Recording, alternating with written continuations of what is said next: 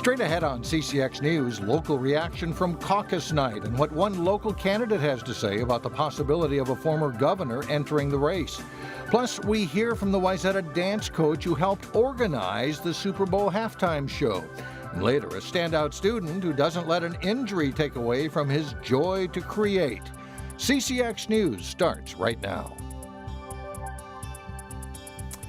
Hello, everyone. We'll have more on those stories in a moment. But first, we begin with a report of an officer-involved shooting in Maple Grove. Details are still coming in, but here's what we know as we went to air Wednesday afternoon. Police responded to a suicidal person call shortly after 3 p.m. at a home on Trenton Lane. A man was holed up inside, and police were calling for backup. It is unclear who fired shots or if anyone was injured. CCX News did send a reporter to the scene to gather some more information.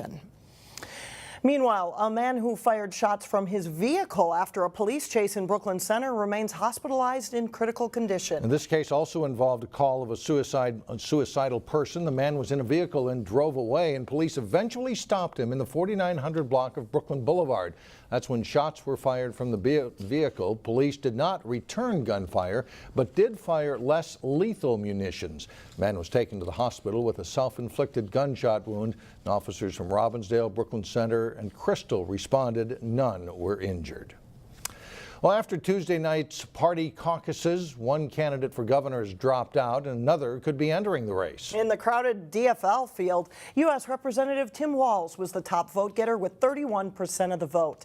That was followed by State Auditor Rebecca Otto at 20%. 13% of the straw poll voters were uncommitted. One candidate, former House Speaker Paul Thiessen of Minneapolis, announced he's dropping out of the race. He had less than 5% of the vote on Tuesday. On the Republican side, Hennepin County Commissioner and 2014 Republican nominee for Governor Jeff Johnson of Plymouth was the easy winner. However, 16% of GOP voters were undecided, which might signal an opening for former Governor Tim Pawlenty to enter the race. On Tuesday, Pawlenty announced he was leaving his Washington, D.C. lobbying job. So what's next and how are local voters reacting? We get more from CCX News reporter Eric Nelson. And we're just excited that there's a possibility there could be a Republican governor.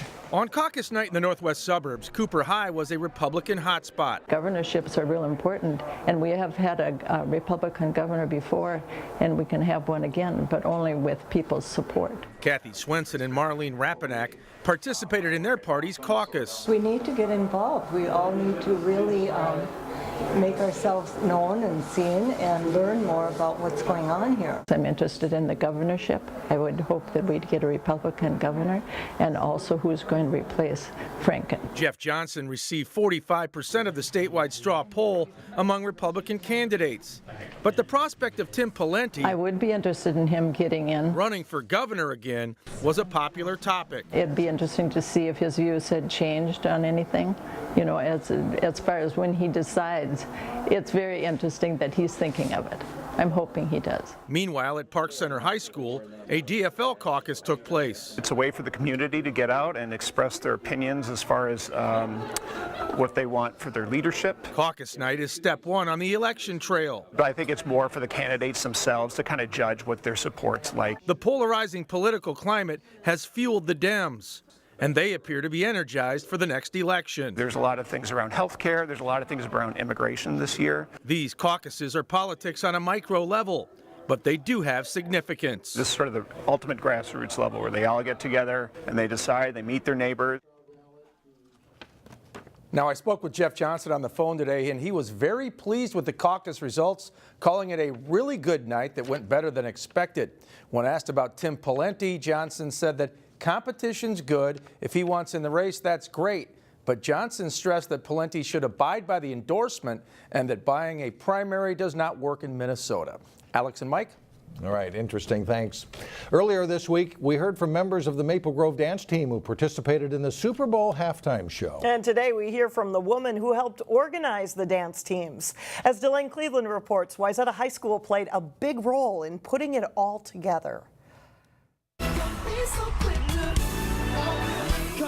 On Super Bowl Sunday, millions of people saw Justin Timberlake sing and dance his way through the halftime show in Minneapolis. I got this feeling inside my bones. joining him on the field were roughly 400 dancers. So this is what it looked like. They're kind of styrofoamy. They're not very heavy. Many of whom were there because of Leslie Swigum. So you already have the basics. We just need to make sure you're all doing it exactly the same way at the same time. She's one of the dance team coaches at Wayzata High School. This was the biggest scale I've ever done. I was involved in the last Super Bowl here in Minnesota as well. Swigum has coached Wayzata's dance team for 42 years. Second problem could be that you're moving in the turn. We can't do that. And in 1987, she coached Kristen Patterson Terry.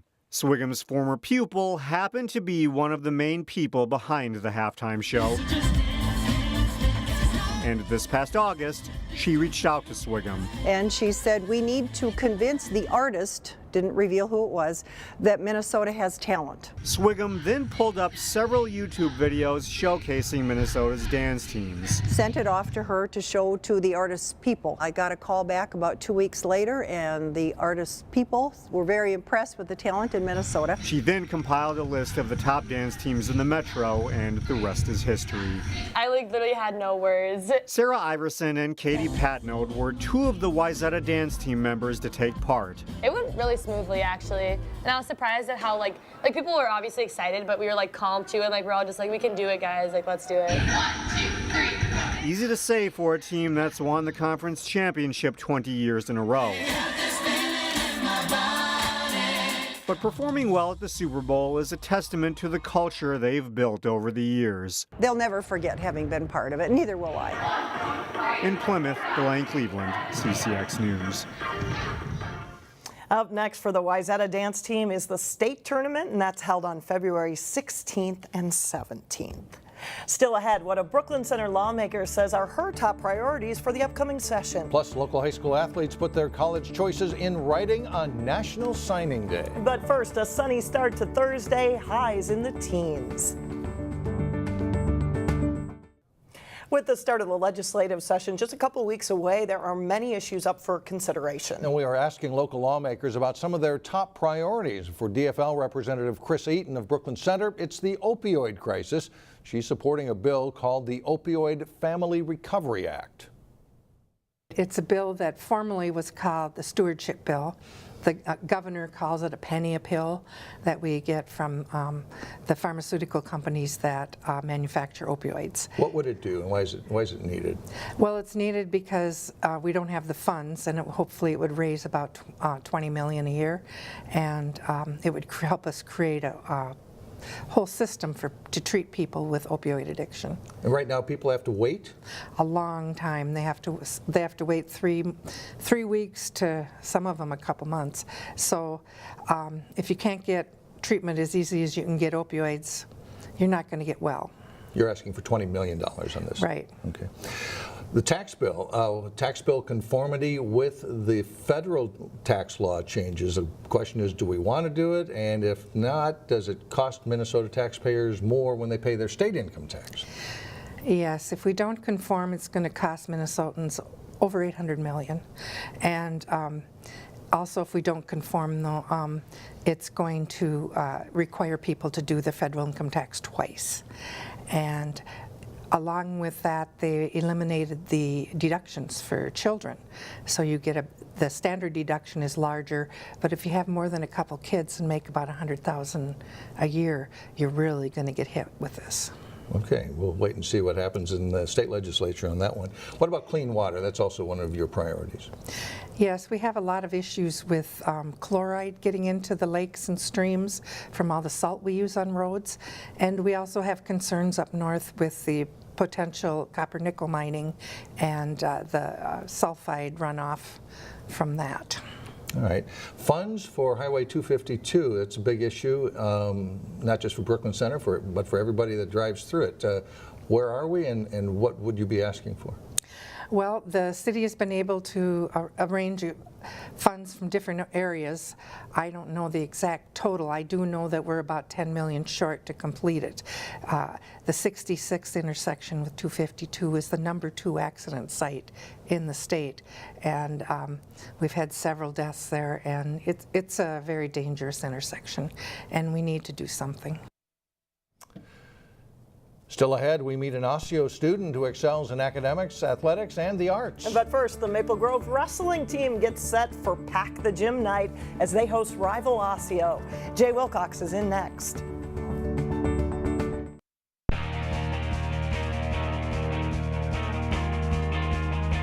I'm Jay Wilcox with sports. Wednesday marked one of the big NCAA national signing days for high school athletes during the school year when they make their college commitments for athletics.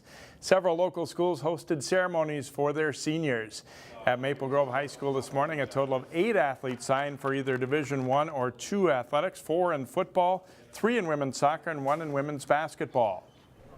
Champlain Park High School had 4 signees, all headed to regional Division II schools to play college football. Wayzata's ceremony this morning included 5 athletes in soccer, track and field, football, and hockey. And a big recognition this afternoon at Cooper for a number of athletes. Some headed to community colleges for football, but also Division I and II recruits as well. Several other schools honored their athletes as well, and here's what 4 local seniors had to say about their choices. I love Ann Arbor. It's an awesome place. It has like the whole college vibe and like the whole college feel, so I'm super pumped for that. And so I think those are like the 3 main things: the academics, the soccer, and then just the town itself. At the U of M, it's just like the great, mixture and balance of, athletics and academics. They have a great team there. A lot of young guys, a lot of potential there. As well as you add me into the mix, just like kind of the perfect place for me. Those coaches were always in contact with me more than all the other schools, and the school just felt like the right fit. And my official visit went great, and I just really liked everything the coaching staff brought to the table. It feels great to finally have it done. I mean, recruiting process was very stressful, and to finally find a great fit was perfect for me. My first visit, my junior year, a game day visit. We went down there. We were on the field before the players come out, and just that atmosphere, the fans, just pitch black in the Fargo Dome, phone flashlight screens out, and then just the countdown and just the big boom of the cannons in the Fargo Dome. So right then and then, I knew I had to be a Bison. And here's the list of Division I and II signees in the area today.